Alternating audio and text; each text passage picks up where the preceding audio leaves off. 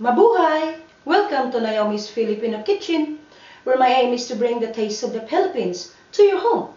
Today's recipe is cassava cake.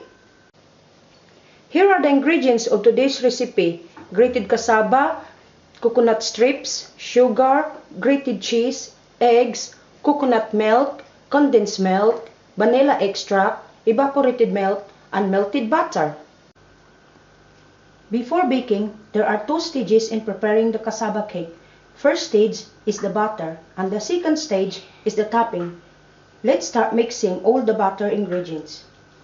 In a mixing bowl, combine the grated cassava,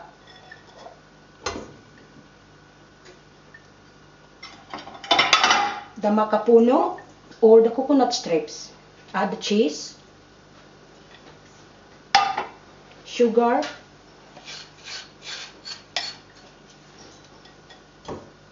mix thoroughly. Pour the melted butter.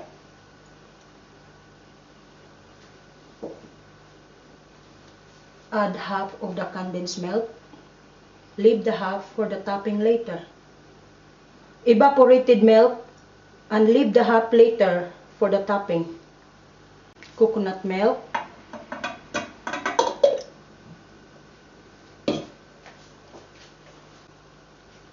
Add the 2 beaten eggs.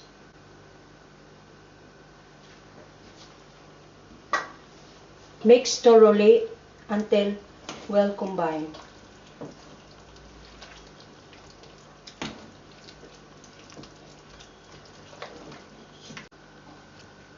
Now add the vanilla extract.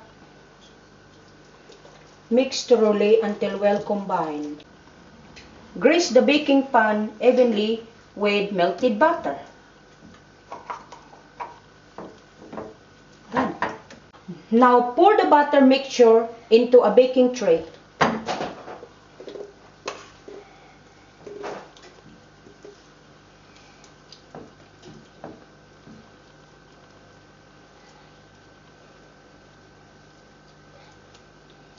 Now it's ready to bake. Put the cassava mixture in the preheated oven and bake it for an hour at 175 degrees Celsius.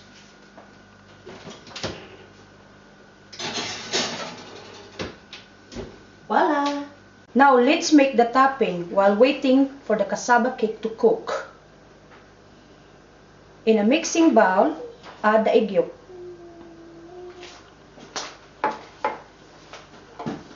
the condensed milk,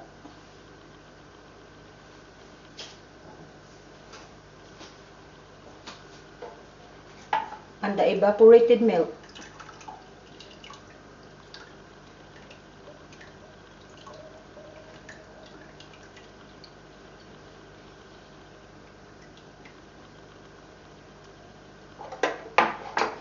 Mix thoroughly. Give it a good whisk until well combined. After an hour of baking, we've taken the cassava cake from the oven. We're now gonna add the topping. Firstly, add the coconut strips and spread evenly on top of the cassava cake.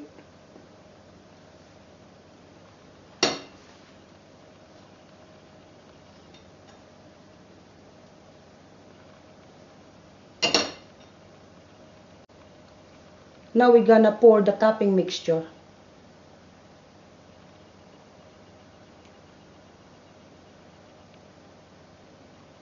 Spread evenly.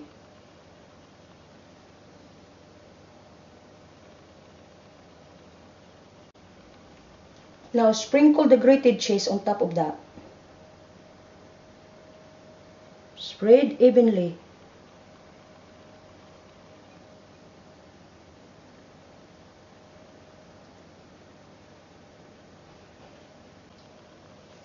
Now the cassava cake is ready to go under the grill for 15 minutes just to finish off. After 10 minutes under the grill, the cassava cake is now ready. Let it cool down before slicing and serving.